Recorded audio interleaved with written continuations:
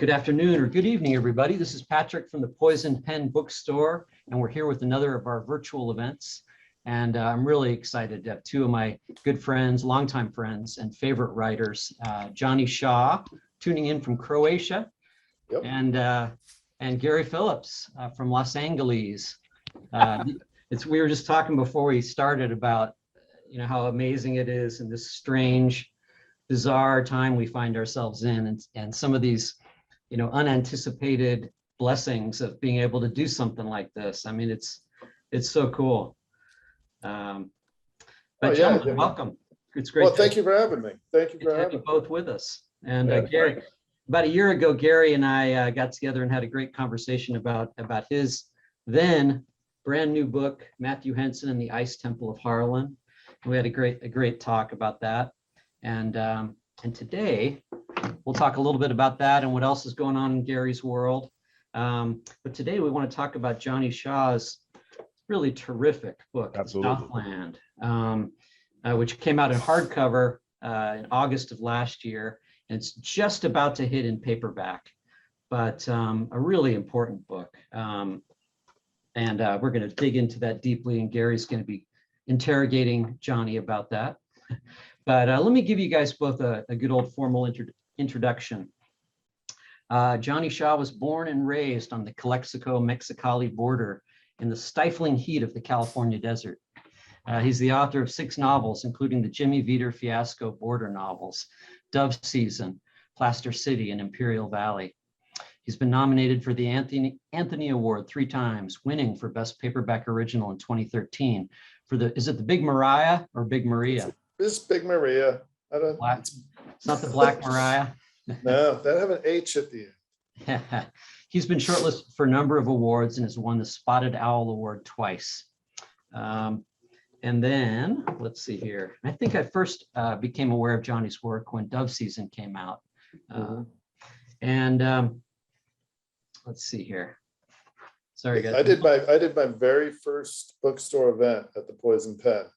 It was Trial by Fire. It was me and Joe Lansdale, and it was honestly the first time I'd ever done a reading, and I was reading with him, and it was us in conversation, and I knew who he was. I had read him, and he was incredibly gracious because he acted like I was doing him a favor by doing this thing with him, and he was incredible. We had a blast. It was really fun, but I was like, he piggybacked on a scheduled event I already had. And he was like, is that okay if I come? And I was like, yeah, I'm going to bring the crowds, obviously. And you can have all of my adoring fans. That's it. It was fun I remember Pete Townsend talking about having to go on at the Monterey Pop Festival after Jimi Hendrix. He's like, I just stood there and strummed. Gary Phillips has published various novels, comics, short stories, and edited or co-edited several anthologies, numerous anthologies, including the Anthony Award-winning The Obama Inheritance, 15 stories of conspiracy noir. I'm gonna add on to your little biography here, Gary.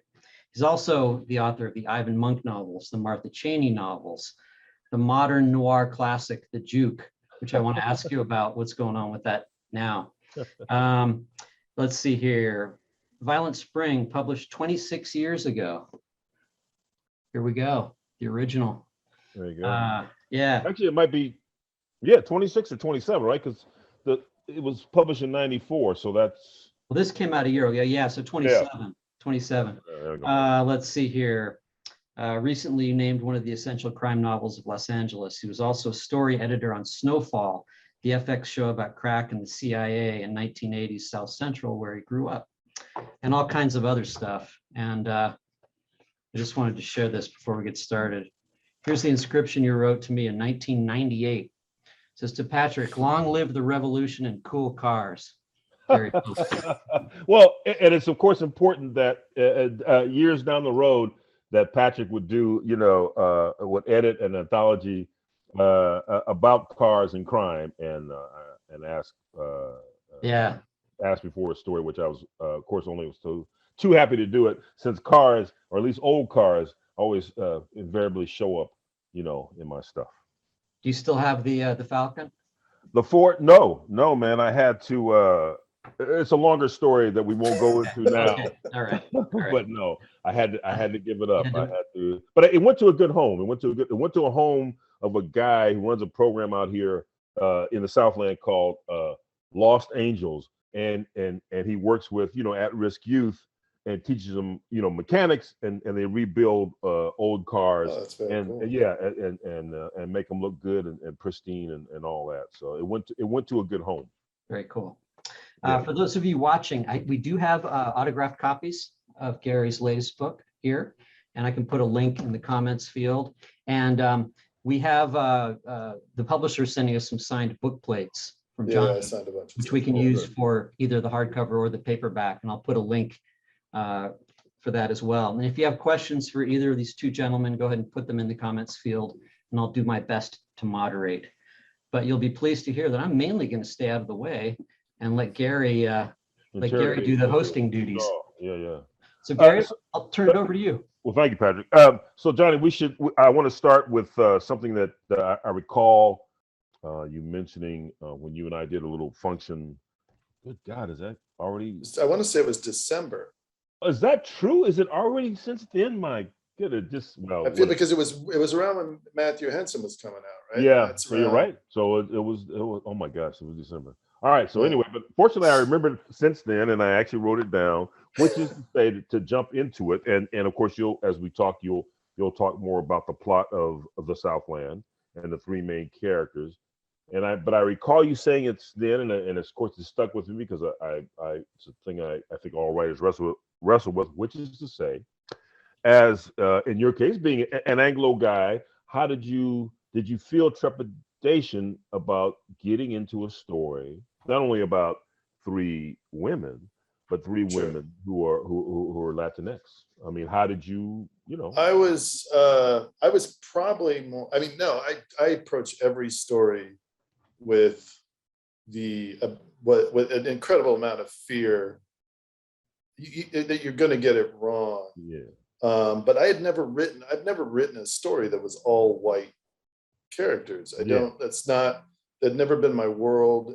And so it wasn't like, I don't know, like I didn't grow up in a really white world. So I didn't, I knew I was writing them from their point of view, which was not the first time I had done it from a Latin point of view, but I knew that was something that was going to be, I had to get just right. Yeah.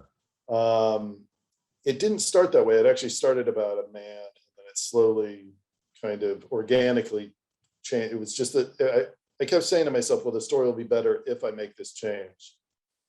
If I can pull it off, the story will be better if I make this change, and I can pull it, because it was about one person, then it was about three women. No, I had some distance. I mean, I wrote most of that book in Zagreb. So I was kind of removed, which is from great. the world, but I was also in a country that I didn't speak the language, which was very helpful to kind of separate me from the people around me in a very different way, obviously, than an unauthorized immigrant. But I knew I write everything. I never care if something's good. Isn't really if you've read my work, I don't care if something's good. I don't care if it makes sense. I don't care when I'm writing it until the final draft. Then everything has to come together. But when you sit down and start doing it, nobody's got to read it. If there's nothing at stake. Right. Because if you're not careful, good is just going to be, it's just going to live between not and enough. And that's the place that's going to make you censor yourself too early. Just kind of not follow your ambitions and not push yourself to the ceiling of your talent. Like you have to keep pushing yourself to this point where you got to keep asking yourself, can I pull this off? And sometimes, you'll fall on your face, and what's happening? It's just fucking words, right? Like nothing that's not like, it's like, then you fix it until it works, and I go at it and at it and at it until I get it right. And and then you do your research and you talk to people and you use every ounce of empathy you have in you, and try to get some of the details right because you're going to get some of them wrong, but you don't get the big stuff wrong. Big. And it tends to be, if you don't downplay it, if I didn't try to make it really, really Mexican or something, Yeah. then it's just people. It's just Right. 90%, so it's details and getting it right. It's not window dressing to make them. It's still culturally, you're still trying to get stuff right. I'm writing about 1980s Romania. Yeah. And the fuck do I know about that? Like, this is the most research I've done on anything, because I have to go like, what does a school day look like? Or what is, and you just do the work, and I'll talk to Romanians and I'll, like, but I have no idea what it's like to live under a communist dictatorship. Yeah. And I'm not going to pretend like I do, but I know I can get it right. Yeah. It's just going to take a lot of work. So no, I treated it like, I thought, it's also a major tone change for me. There's a whole bunch of stuff that was a dumbass move, but I had the story in my head. It was going to live in my head until I wrote it down. Yeah. I mean, that's the torture you get. If you get it in your head, you got to write it. Right. So on that, I don't know if I answered that question, but no, anyway. that was good. That's all right. No, that was, so, but on that, and it kind of follows this, I think, which is to say, look, it's called the Southland for a reason, right? Because it is about the Southland, and it is about the beneath the surface where these folks' lives play out, Right. and it resonates because, in fact, this is a reality that exists. So I guess then the question I'm trying to get to is, how did you balance between the personal and obviously not wanting to get on a soapbox about the political, but there's no way around it because of who these women are and the marginalized lives that they are leading, and yet are doing their best to go forward, right? Well, but that's the thing. There's no way to not do it. So you don't have to worry about it. It's not a polemic. It's never going to be a polemic. It's never going to be me and my politics. But if I treat people with empathy in their situation, it's a very American story. Right. Even if it's not about officially Americans, it's happening to over 1 million people in America. If that's not American, I don't know what is. Right. And I think there's things that people avoid when writing about the United States, like particularly in crime fiction, but I think in most fiction, I think like religion is avoided, because I think unless people are writing about religion, but writing a character that's like casually religious or has religion and believe in God, it doesn't really come up, because I think people find it to be somehow you got to take one side or the other. Mm-hmm. No, you don't. You don't. Mm-hmm. You can a person can just believe in God, and that can affect their choices, and that can affect their decisions. And so this was I only lived in LA for like a dozen years. Yeah. And I lived in Venice and on the West Side most of the time. But obviously, and this isn't a border story, but it shares some qualities. But to me, it was very LA. And I didn't want to take, this is going to sound like I'm dissing him, but it's probably I didn't want to take the John Grisham approach of creating like a white lawyer who has to help them. Right. And I didn't want it to be from that point of view. The most as it goes original part of this, right? The most original part is that it's from their point of view. Right. Right. And I think Ivy Pachota has done. I mean, it's not like I'm wildly original, but when I got the idea, I could find a lot of memoirs about immigrant stories. Yeah. There are actually very few that were from that point of view. Right. And maybe I'm not the guy to write it. I didn't really question or think of that too much. Yeah. Because I was like, if I can write it well, then I am the guy to write it. That's right. I don't know. Like it's not, and that could just be white privilege. That could be me.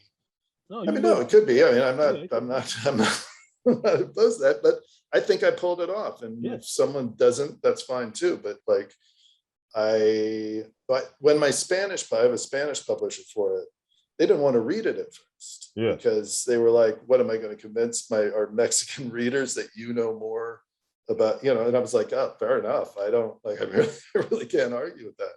They even got more readers to read it to make sure. Oh, wow. Oh, very that, and that seemed to be like an endorsement that that like, so I'll take it. Dig it. So again, following that, and because listen, yeah, it's always this thing, or at least I guess in my head, it's always, character versus plot, or character setting plot emotion, or plot Right. emotion of character. So I guess, how do you wrestle with it? How do you, I mean, I have some sense that when you do the initial draft, right, it's getting things down, it's setting who these people are, and then as you drill down, do you find out more character? Do you find out more? Yeah. I don't outline. Oh, okay. But because my background was in screenwriting, and I teach screenwriting and I teach story structure, a lot of that is more in the back of my head probably than I would like to admit. Yes. Like, I have a sense of, I'm not a very good, God, I'm just going to insult myself. I'm not a very good writer. But I have to work at it to get it right. I have to go over it and over it. But I'm a pretty intuitive storyteller. Yes. Like, I can tell a story, and I can read a room, and I can kind of keep everything balanced. And I kind of use the John Ford technique of how he said he directed John Wayne. He said, you just give him 3 good scenes and then don't make him annoying. And paraphrased. Right. Which is like, because then the people will just remember the 3 good scenes. Right. So there you go. like in film, my stuff tends to be scene driven, the value of the scene, in the moments. Character is obviously very important, because I don't know, I'd rather hang out in the back of a pickup truck with people I like than go to Disneyland with a bunch of assholes. Like, it's kind of like, I don't really, I can't. So if yeah, it is. You can, if they're living and breathing, and it's not even they have to be likable or whatever, if they're interesting. Right. Like, and that, to me, that's my life. I've never been rich. I've never had money, but I'm very wealthy and interesting people in my life. Like, and so that's what I look for in both life. That's what I look for in the stories I read. And so that's what I try to create in the stories that I write. And so now somebody got mad because I kind of don't care if a story makes sense that much. I don't think it's that important.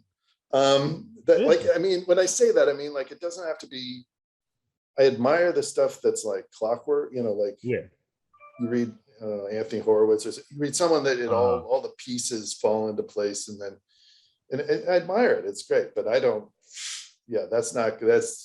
if I had an ambition, a real ambition would be to try to do that, but it would drive me nuts. And so I think the chaos that I can bring to something makes it more real. Right. And so even in the goofiest stuff I write, I consider myself a realist. Yes. And so nobody winks at the jokes in my, like, even if it's funny, and so I try to keep it straight. Dig it. And so, no, go ahead. I'm sorry. Oh, no, I think it's kind of like the characters will tell me what the story is, I think. So I think it probably is, it's between character and plot, and the two they get created in tandem with each other. You don't just create one and insert it, or you don't just create a story and then make characters, but they have to be created together. There's no other way.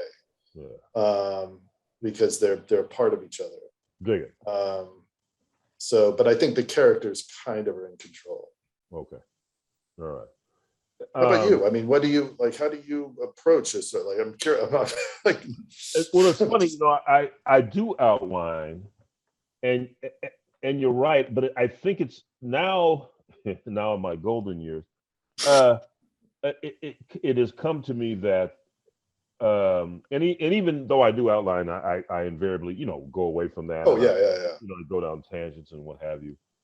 And you're right. It's funny. I just recently, turned in this book, and it's set in 63 LA, so I had to do a certain amount of research for it. But it's the character, it's kind of inspired by a real life, actually two real life characters. Um, Both photographers. One guy, Ouija, is pretty famous, right? He was a crime Oh photographer. yeah, yeah. I'm You a know, the huge fan of Ouija. Arthur Yeah, Felick, right? Arthur Felick. yeah. And he's, Fantastic photographer. yes, and he inspired a 50s TV show with Charles Bronson, right, man, with the camera. And there was later on, I guess Joe Pesci sort of plays him. Oh yeah, yeah.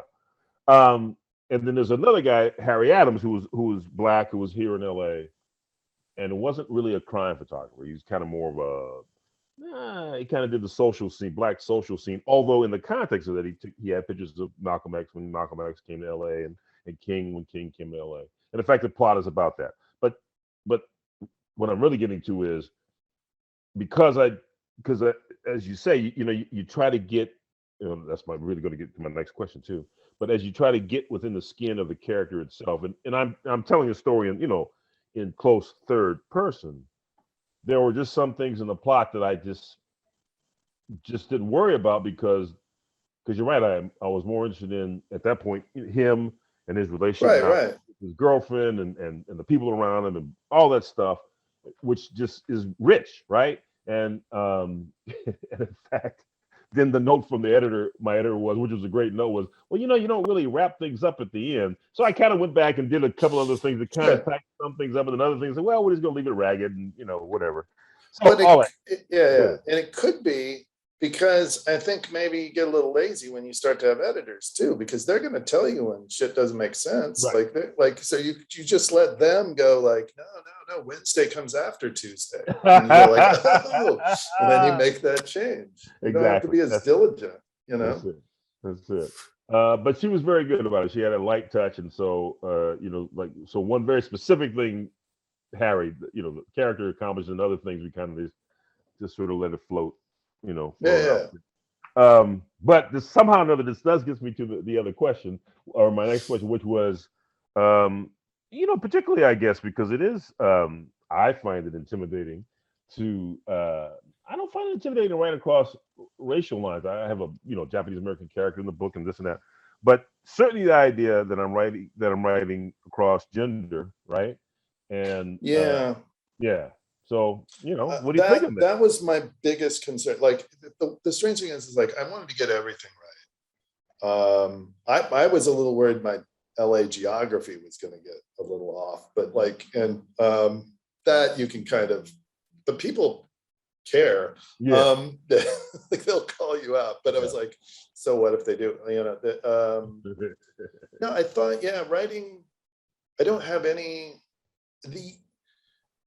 the characters, while not, I wouldn't describe the characters as asexual, but it wasn't something that the story dictated. There's no like romantic lead, or the relationships it's the relationships of the women. Yes. So it's much more about friendships. And so I didn't tackle everything that could have been. I think that would have been harder. That would have been more difficult for me to have done. But because friendship is something that I can obviously understand, even if maybe friendships are slightly different. The friendships are still in the context of my, someone's racing a car outside.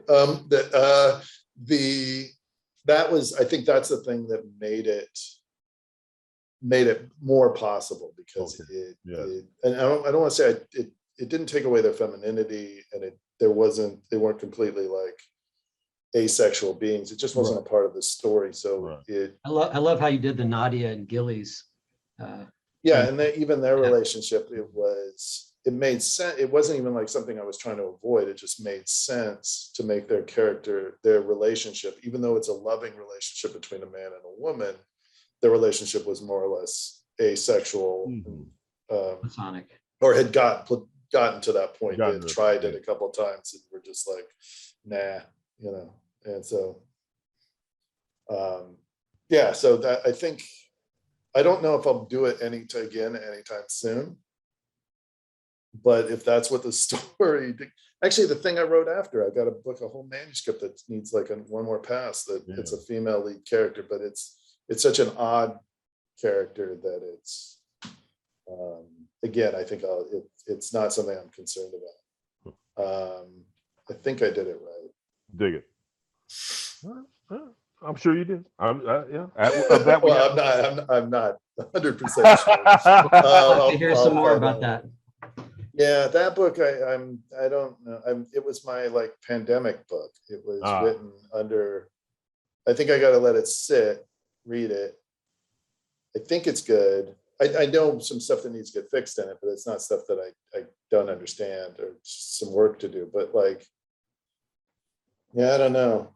I mean, because I've already moved on to the thing I'm writing now, and then I'll go back to it. So I might talk about it. I might be really, really vague about it. Just for the people watching, would you mind just kind of giving us a general overview of the three main players here, Luce, Nadia, Oh yeah, Ostalinda? this is the stuff I'm just as a note, just as a quick note. I'm terrible at like giving you a synopsis of my books, and I'm terrible at this because I'm just like read the back of the book. It says a lot. Like they did it better. I probably wrote the back of the book, you know, but it's still like it's three characters: Luz, Nadia, and Ostalinda. And Luz has been in the U.S. for, God, I wrote it a while ago, like 7 years, something like that. And she left a son who is now he's a teenager now, and he's come over. LSAO. And he's with, he's living with her. Her son goes missing. She gets the help of Nadia, who is a woman that has been, I think, in the U.S. for a year, who is on the run. She was a reporter in Sinaloa, and there's a price put on her head, and she had to leave, and now she's kind of in hiding, and also dealing with PTSD, alcoholism, and stuff.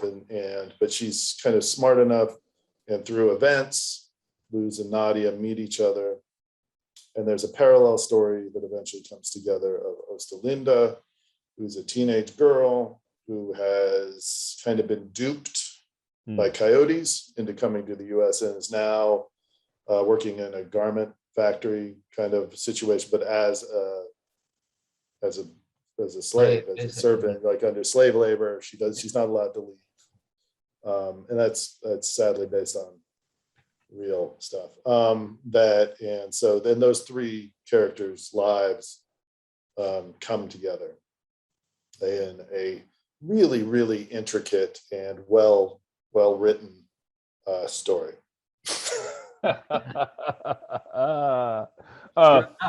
That's it. So speaking of the three characters who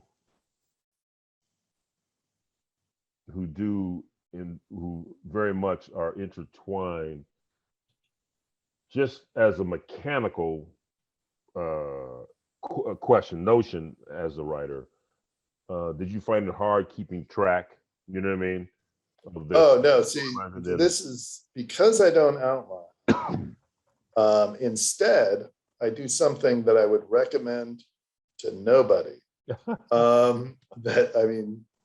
If there's, because I don't really like writing advice, right? But like my writing advice is like, don't do this. Like that, like I come up with an arbitrary structure. So I say each chapter or each part is going to be 10 chapters, and it's going to go Luz, Ostalinda, Luz, Ostalinda, Luz, or Luz, Nadia, Ostalinda, Luz, Nadia, Ostalinda, Luz, Nadia, and then those parts will end and begin with Luz.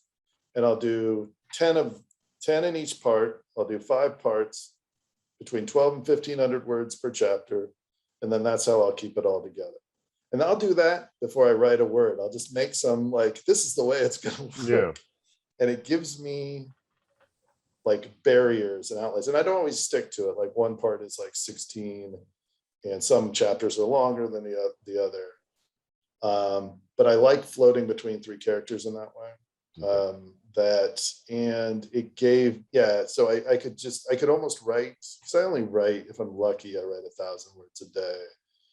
But I could get through each part very quickly in a writing session. If it's like 1,200 words or 1,500 words, I could at least get the bones of it down. And so doing any large project is about making it into bite-sized pieces. And so figuring out how to do that was the way I did that. I mean, all the Jimmy Veeder books were 10, 3,000, like 3,500 word to 5,000 word chapters Huh. was part one, and then 10 on the other, and to the point where in the third Jimmy Veter book, where the part one ends and part two begins is exactly the middle of the book on accident. I mean, to the page. Yeah. But yeah, I just picked arbitrary kind of shapes for it, and then I don't think I've ever changed other than variations on it. But like, even when I'm writing now, I'm just like, I'll just pick. It's so dumb, but I need something, I guess. Yeah. If I don't have an outline, it's a way for me to know when it's going to end. With screenwriting, you always have this, like, it's going to be 100 pages, 120 pages, and you're working, page count really, really matters. Right. And when you switch over to kind of word count and kind of, it helps it be scene driven in a way. Yeah. Yeah, I just think I needed something, and maybe it's a crutch, but No, but it is a kind of structure that helps you to frame. Yeah, I wouldn't. There's literally no way I write that I recommend to my students or anybody doing. Like, it's so idiosyncratic. Like, it's do what works for you, I guess, would be the lesson. That's it, right? That's the takeaway. There's the takeaway. That's it. I want to, I guess, drift back, circle back, but I want to, because I'm always, because I guess a lot of my stuff is set in LA or environs, right? And certainly it's it's a city that's, at least for me, being born and raised here and never really having much left, or never having left for any great length of time, though I've been to different places. I've been to Cuba and blah blah. But I guess what I'm really trying to get to is, and you kind of brought it up a little bit in the terms of the thinking about the geography and how, I guess, how much, and thank God that, there's Google now, there's things, we can look at there's but of course nothing ever beats, as we know, if you can go to a place and look at it and just stand there for a minute or talk to somebody or go into a coffee shop or a little taqueria or whatever, you get so much, that you can't get anywhere any other way. Yeah. So I guess how much about that? How much did that, It's talk to people. I mean, Krista Faust, she's the queen of that. Like, she researched, she's boots on the ground. I mean, she maybe has books on the side. I don't know. She talks to people, and there's nothing better. The first thing I do if I'm going to be writing about a group or a place or history or whatever. So if I'm writing about paramedics, or if I'm writing about Provo, Utah, or I'm writing about right now, communist Romania, is I find the jokes. I find what the jokes are within that subgroup. That's great. Because that'll tell you their fears, that'll tell you their prejudices, that'll tell you the like a profession will tell you their frustrations. Very good. It'll get you deep inside very quickly. Like most folklorists or oral tradition, if you can get inside the idioms, the jokes, the stories, and you can get those, you can start there and you can work your way out rather than try to work your way in. Right. You can learn about a city. I've never heard it. I've never heard it expressed that way. That is really great. Yeah, it is great. That's terrific. Yeah, like if I wanted to write about I don't know, Indianapolis, like I'd be like, what do people joke about Indianapolis? What are the jokes people from Indianapolis make about Indianapolis? Because that will tell me about the city, at least to some weird degree. Yeah. And it'll give me a sense of, like, I can tell you the difference between a communist era Czech joke, Romanian joke, East German joke, or a Russian joke, because they're all, the sense of their wit is slightly different, and the way they approach it and how much it tells you something that, like, if you look at it, if you really look at how the variations on how one thing, because jokes are like, I just read a joke, that's honestly, I'm kind of immersed in some weird stuff that, like, that my dad used to say to me. I was just telling my wife this, that was like, when I would lose a game to my brother, it was just me and my brother, so it was always 2-player games. When I would lose, my dad would be like, don't worry about it. You came in second and he came in next to last. That's what my dad. That's what my dad would say. That was his joke. It was like a standard joke. I just read that in a book about like jokes from like 1920. Like I mean, it's like a 300-year-old joke. Dig it. That's great. That's hilarious, man. That's great. That's a really good joke. Like it's a really clever. Nice kind of fatalistic kind of vibe. Right. Everyone wins. Exactly. It's because when it's told in the context of somewhere like the Soviet Union, it's talking about how the news is being reported. That you can turn anything. You can change the context of what the joke is. Right. So jokes and talking to people. I mean, it's got to be talking to people. Right. That as I see books being more influenced by film than other books or life, you've got to at least go to life as is what you're writing about, not just referencing other books. I mean, hard genres, something kind of different, but film is such an influence on books and storytelling, particularly within genre, that you want to get kind of outside that and get a little weirder, and people are weirder than stories. That's great. You can quote, that's a quote. There you go. People That's it. are weirder than stories. That's it. There you go. That's a good. Another good. Look at that. 2 takeaways, John. Oh yeah, I'm full of those. Oh, that's great. We're rolling, man. That's it. That's funny. Like it's just funny you should say, but it is so great about the joke. Because of course it makes me remember way back. I'm not sure what this is symbolic of, but anyway, this was Richard Pryor's second album. The first album was on Warner Brothers, and you can't say its name. No, but he got fired, and then his second album, Craps, was it called? Yeah, Craps After Hours. Yeah, I know that album. Yes, it was recorded live, and I want to say it was recorded at one of Red Fox's clubs, but nonetheless, it was recorded live. Because it's that and but the Blacksmith. Yes, the first one was right. That's right. That's right. So the second album, which was on Laugh Records, for you LA aficionados, was a small record label. It was white owned. In the hood, it was on Jefferson Boulevard. It was actually right around the corner from where my aunt had her house. And but they recorded mostly, Black artists, right? And I think they had their own, I think they had their own pressing plant. So, but they were, quite the concern. And off another tangent, a friend of mine who's a journalist, Michael Gonzalez, has written a great little, history, big long article about Laugh Records. But it was on Laugh Records. So what I'm really getting to is that I just remember this, but the humor thing made me think about it.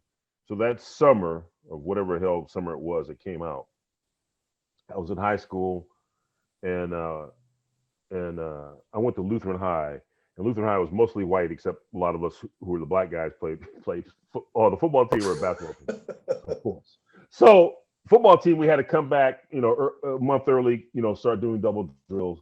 But all of us on the black end of the football team, we had, had that album. We all either had the album or we played it for each other. So all of us knew all the fucking jokes. Let's get to the point. All of the goddamn jokes on that album, right? And we came back in the locker room and we're just, we're cracking each other up.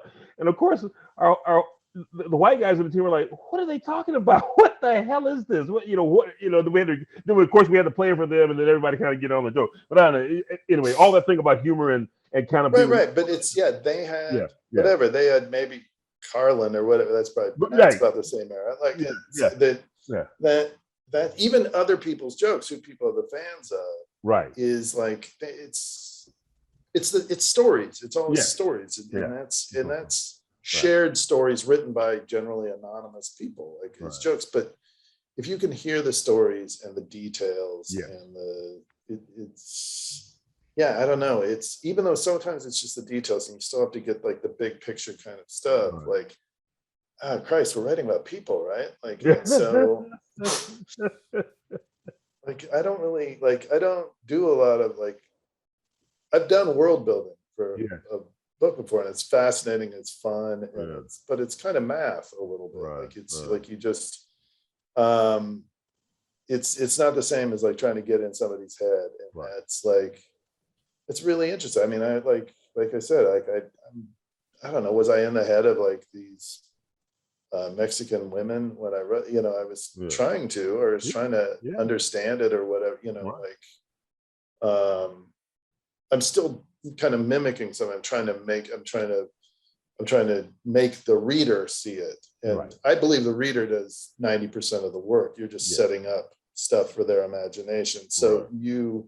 all you're doing is setting these prompts for the reader's imagination to kind of see the story. So less is going to be more all the Right. time. That like you don't have to give a lot of detail. I rarely describe what characters look like. I don't. And partly because when you do, the readers tend to see it how they want to see it anyway. Yeah. And so it's nobody like kind of draws that picture. So you vaguely give maybe whatever's important, but Okay. I don't think I described any of the characters Right. in Southland, or if I did, I think it was they were thin or what. Yeah. I mean, it was pretty vague. General. Yeah. That's interesting. Let them get defined right by what they say, what they do, what Yeah. It's because who cares what they look like? I mean, I don't know. Like, it's not really an interesting aspect of a person. Right. Like, or I don't know. Yeah. Patrick, do we have? I can keep talking, or You have. Well, I know we're getting close on time. I just wondered, is any comments, questions come up through the bubble up through the ether? Let's see here. No specific questions. I think people are having a good time watching though. Yeah. It's nice to know there are people there. That's nice. Like, yeah. Actually, I have a question for you, Johnny. Was this a book that had been in the back of your mind for a while? Or no. Oh no. No, I was writing something else and then I got stuck. Stuck in the sense that I was like, two things happened where like I was like, where am I going with this? And then have I done this before? Am I just resting on my, like, is this so deep in my wheelhouse that it's just I'm gonna use the tricks I already know?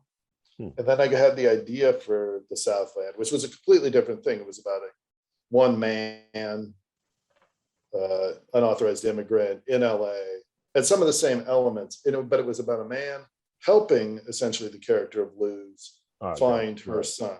Right. And then it was like, I wrote it a little bit that way. And I was like, the hell am I doing? It should be about Luz. Why do I need that guy there? Like it doesn't, because I've always written about, I don't know, underdogs. You always go deeper, you go further and further until they're as far under as they can go. Like, I mean, you keep going, you keep taking things away from them. So I didn't need all these buffers, like to say like, oh, a man needs to help her, a white guy needs to help her, or whatever, that I was just like, no, she can do it. Right. It's going to be hard because she's going to have all these obstacles. She's not going to have a phone or a car. She's not going to go to the police. That just makes it interesting. That's the thing she has to overcome. I don't have to create obstacles for her. She starts with obstacles, right? So once it's like that setup is there, I could go from there. But no, it wasn't. It was an idea I had when I started writing, and then I just poked at it. And then it was just about one woman. It was just about Luz. And then that's when it was kind of, it wasn't a polemic, but because I was writing about immigration, I tried to put too much into one character. I tried to have her kind of do everything. And I tried it that way for a while. It was obviously not working. When I started to divide it into three characters, that allowed me to broaden each of those characters even more, and in a sense, I'm not really trying to say anything per se, but like it allowed me to explore each character in different directions where they're linked, yet they're very much unique people. Like they're, because the problem with,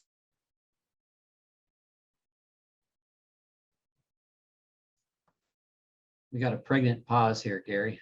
Yeah, I thought it was me, but yeah, no, and that invariably happens, right? And it stopped right at the great moment because because the problem is, and then it's like, oh my goodness, what's the problem, Johnny? What is it?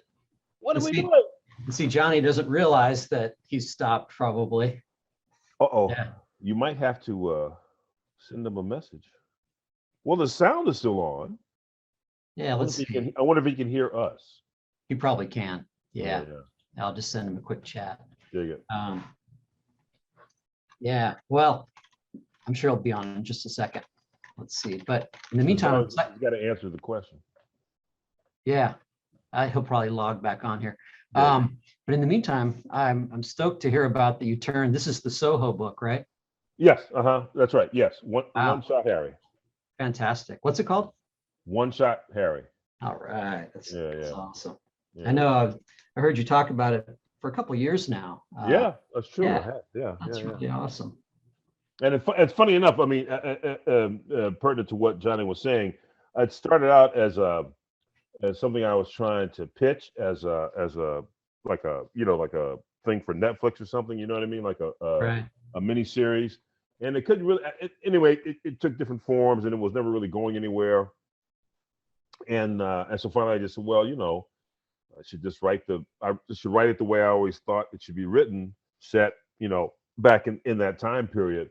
And so just, sat down and did it. And well, I had met, Juliet and Brownman I had met before, but these are the publishers of Soho. Right. And Paul. and we had been talking a little bit about me doing a book for them, and then so finally I just crystallized on the idea that it should be One Shot Harry, and really I sold it to them based on the kind of an outline that I had done, which was the outline I more or less used, and then variably I go away, as we said, you go away from it, or I add some things, I subtract some things, but anyway, we eventually got to the book, and I'm very happy with it. I think they're very happy with it, and it won't be out till next year, but I think it's gonna be lovely. That's great, man. I really like the direction that they've taken Soho. I think they've done. Yeah.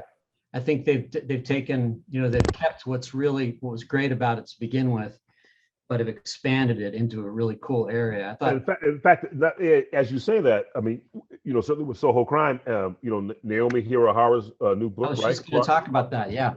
Yeah, which is also set, right? It's also set in a very specific time period, right? Post World War II, but in Chicago. Chicago. Right? Yeah. There he is. Johnny's back. So, Johnny, you were saying the most important thing is.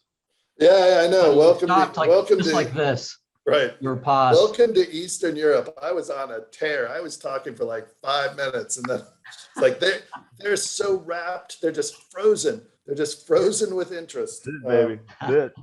Oh, I said, like, even when people are empathetic toward writing about immigrants, they still can have a tendency of just treating a large group like this kind of pitiable other, that like just saying like, these are people that need our help, or this is a group of people. And just the fact that you're treating people as individuals, and they have to be individual. Mexico is a gigantic country that has massively different cultures in different parts of the place, and we still have a tendency, it's just lack of knowledge, that like Mexico is one idea. Right. But and I'm fairly well traveled, and I've been to different parts of Mexico, and even then, it's obviously my travels in Mexico kind of on the surface. I'm still on the kind of outside.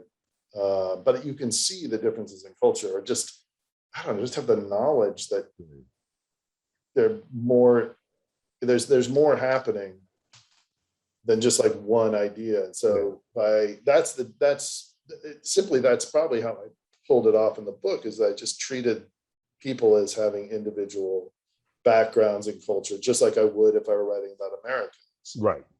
That there isn't this one kind of concept of what an American is, even though most people still write in stereotypes and caricatures anyway.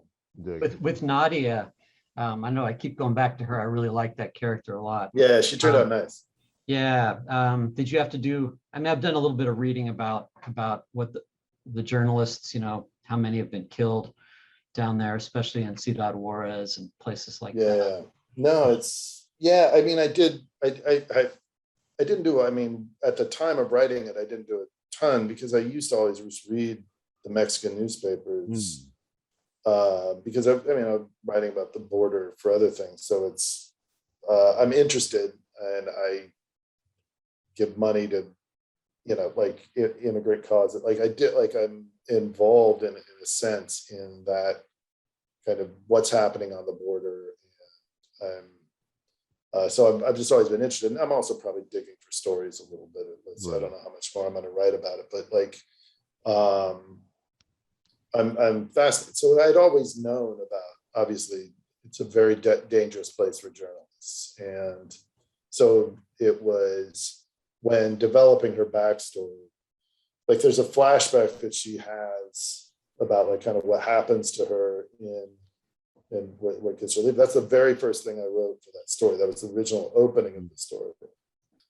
And it was written for the male character that was going to be whatever. So it was, but very little changed about it other than the sex reversal. Like and then I kept moving it deeper and deeper into the story because of how the story was changing as I was doing it. But it kind of stayed relatively the same because it set the tone in my mind of it's kind of the first thing that happens in the story chronologically in terms of the scenes.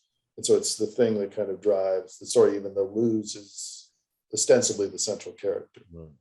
Nadia was going to always be, because she didn't have to carry the story, she could be a little more she's Han Solo to Luke Skywalker. Like she could be a little more eccentric, I guess. That's not the right word, but I could, so I wanted to model her after, like her real name, I think is the name, not of a real, it's the name of two reporters that were, used. That was just for my own thing. Yeah. So I guess I'm curious to think or to ask then, I guess, this sort of, it's not the word I want. Well, this sort of splitting even though, right, like you said, Luz is essentially the main character, but these other characters are very strong and they also help propel the story forward. Is that something you want to revisit again? That kind of essentially multiple cast kind of thing? Yeah, I did it. I mean, I did it. Big Maria is 3 characters that it floats between them and then some side characters. So I did it in that. And I want to say I might have done it in the upper hand, but I barely remember that book. It's the book I wrote before. Yeah. But I have this kind of etch-a-sketch mind. Yeah, I did it in Big Maria. I remember that one. Where if I'm writing a story, I kind of try to I've done these things before and I forgot the names of the characters. Right. And because it was, I finished it 2 years ago, and then I've written like a couple books between, and I've just kind of pushed out what they are. So I do like that shape, and I did it in the book that followed. It's not the same, but it floats between multiple characters. Right now I'm writing first person again for the first time in a long time. That's fun because that's how I start, like Jimmy Veter's first person. And it's when you're writing humor, it gives you a certain latitude, like to really kind of play with language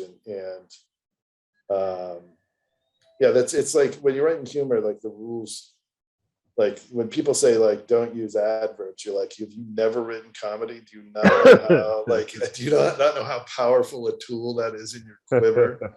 You don't keep tools in your quiver. You put arrows in your quiver. You put tools in your toolbox. But you use all parts of language to try to, because you have to create rhythm and adjective or adverbs are fantastic. Exactly.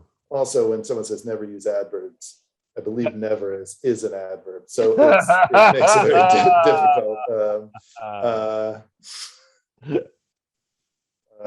But yeah, it's like switching voice and switching. I have a little more. When I first started, like my major ambition when I wrote Big Maria was to write in third person, which I'd never done because I didn't. Yeah. When I wrote Dove Season, I'd never written a short story. Like I went straight from screenplays to writing a novel because I was comfortable in long form. Right. Put a long story together, but I didn't have a lot of confidence in my prose styling. So I really leaned on it and really focused because I was like, I can write dialogue. I know how to be funny. I could play to my strengths and then just really focus on visually telling a story and making people see the scenes and be there. And so with Big Maria, I was like, I've read books, third person's a thing. How do you do that? And so like, I was just learning in public, kind of like, I don't, and so there's always one weird ambition like that in my writing. And maybe that was the Southland. It was, I was going to write these female characters and then play to the strengths. Well, Although I was also removing humor as one of my tools. I mean, it's not humorless. The book isn't humorless. No, no, I was going to say, no, it's not. It's certainly not. But I can lean on that. Like, you can lean on humor in a way. Like, I can make the setup for a book take a little longer, because if I'm funny, you'll stick with it a little longer. Like if you're laughing or whatever. Like, so I know I can extend an opening and really, really make the characters, give the characters more time, which is how I prefer. But it works better if you're funny, like because that'll carry you through. That'll keep a reader engaged. Right. And that's what you're doing is it's about that kind of engagement. It's about, I don't want to say wanting to turn the pages. I think that's kind of a weak goal, but like wanting to be in the book, wanted to be in the story. So if I can be funny on every page, it's pretty easy to keep someone engaged. Now, there's people that don't think I'm funny. Crazy people, like morons, obviously, like people that don't know anything. But that book's gonna fail miserably. Not to digress, but I like your books, Plaster City and Imperial Valley, and I mean that whole part of the state, really, from the border up through the Salton Sea up to Palmdale. It's so fascinating, and it's a great setting. Did you by chance happen to read William Vollmann's Massive? Or that book is like 1,400 words, and I read the first 300 words of it because it's like a 1,400, it's like 600 of it's like appendices, but like it's like a 1,400 page book about the county that I grew up in, right? So it's like, who's the audience? Like, I'm the audience, right? So I got it. It was like you went there for a weekend with an idea of what it was already, and then just kind of tried to prove what. There's almost nothing in that book about farming, which is the entire industry of both the Mexicali Valley and the Imperial Valley, the two halves of the two sides of the border. He tried to make it much more about the border, which has changed for so, like, I think there was probably a point he would talk about, like, say, the Bracero program in the 50s, and the, like, he would have talked about kind of the history of immigration in California. Operation, I don't know if they could say it, Operation Wetback was a government program where they deported a bunch of people. That was the actual name of it, if I pardon my in 51, that, like, I'm sure he would have covered some of that, but he didn't talk about the Punjabi community. He didn't talk about the Imperial Valley is fascinating, including Mexicali, as it's one valley, but it's split with a border. And so, no, I got through 300 pages. Like it was just a book. 300 pages is a book. So, like, I read a book of his book and decided that I was done. That said, the photo companion book is actually pretty nice. Like, there's a companion book that's photography that is, because it's short and it's photos. I also I've looked at other, but he can obviously. I don't like his writing. Let's just say it. It's that's not writing. If it's that long, that's not writing. Editing is a part of writing. I'm just mystified by these books that come out, and they're just like, 2,000 word, page. You could kill someone with that book. Like, that book is a murder weapon. That thing.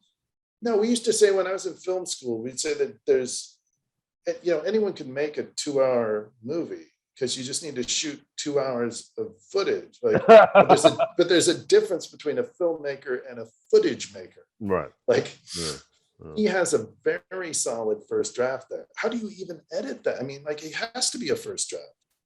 Like that would take me forever to go from page one to just to read it takes like 2 months, let alone being critical at all. I don't got that time. No, that thing is an absolute doorstop. More people have read Finnegan's Wake than that book, and that book's unreadable. All right, so can you give us a hint about 1980s Romania? I know you didn't want to talk too much about it. Yeah, well, no, I wrote a whole nother book that's set in Mexico, tentatively called Bruja. That is, we'll see what I do with it. I'm not sure what I'm gonna do with it, but that was based on, there was a figure reading in the Mexican newspapers. There was a figure in the cartels, El Pozolero. El Pozolero was that means, pozole, the soup. Yeah, the soup. You're from Arizona and Los Angeles. Pozole is a soup. Yeah. Like hominy and whatever. Pozolero would mean the soup maker. Okay. That was his nickname. There you go. Oh, of course. He was the body disposer. Yeah. Oh, that's great. Because he would put them in vats of acid. Right. Soup maker was which is, as cartel nicknames go, It's pretty badass. It's really high on in terms of clever. Yeah, I would think so. It's a lot of big guys named Gordo, and it's not overly creative when it comes to nicknames within the cartel. And keep in mind, anyone from the cartel watching this, I'm not insulting you. That's right. Very good at nicknames. Yeah, great nicknames. Wonderful nicknames. But so I became very interested in that figure, and I either imagined or he said a quote. So I can't even say I'm paraphrasing. I don't know if I came up with this in my head or he actually said it, but it was the idea of his defense was saying, but I didn't kill anybody. And I was like, he's right. What he was doing was, we find terrible and horrifying and wrong. Obviously, what you're doing is terribly, terribly wrong and still a crime. But you're like, we're in a place where a lot of people are conscripted into the organization. And you have very little choice. If you were a person that found a way to do it and create your own kind of moral. It was creative reuse of material. Yeah, like a rationalization that within your morality of saying those guys are killers, but I mean, that's not me. I became really interested in that as the moral. Yeah. I'm an artist. Kind of moral degrees. Right. And so then I made the character female, and then I turned it into just a batshit crazy chase. Right. And it's fun. It's eventually I'll come out with it. It's early 90s Tijuana, which is a really interesting, when Colosio, not before Colosio was assassinated, because then everything changed in Tijuana. But that he was a presidential candidate. That doesn't matter. History. Sounds good. Google Wikipedia. Very good. Very good. So that, and then Romania. Well, gentlemen, we should probably take this in for a landing, but it has been a real treat to talk to you both today. Thanks so much. Well, thanks for having us. Thank you. And the store for Poison Pen as always. Yeah, man. Southland coming out in paperback, still in hardcover. We will have autographed book plates for either edition. And Gary's latest published novel, anyway, is the Matthew Henson and the Ice Temple of Harlem. Is there going to be another Matthew? Can I ask? Eventually, there's a couple other things that are now, as we said, possessing my mind, and one of them is actually another thing based on another real character. But yes, eventually I'll get around to the second Matthew Henson. Good. Yep. How about the juke? I meant to ask you that. Anything going on in juke land? No, I mean, other than back when there was some interest in that, all went away. But now that LA's got 2 football teams, you're right. Maybe I ought to, maybe there should be a return of the juke, or well, it's going to be hard to do that. But the idea of that story, maybe has I don't know, some purchase again. Who knows? Yeah. Anyway, have a great afternoon. Thanks. Thank you, Patrick. Thank you, Gary, for doing this. I really appreciate it. Thank you, Patrick. It's totally fun. to Right talk on. to other people. Like Thanks, it's, Chantel, for helping set it up. Yes, exactly. Thank you, Chantel. Exactly. yeah, thank you. At Chantal. at our respective publisher. Exactly. At Polis. Yeah, yeah. That's right. That's it. There you go. All right, All right, Jen. you guys. We'll talk to you All right, soon. man. Talk soon, Have a huh? good rest of the All day. right now. Same Thanks here. again. Yeah. All right now.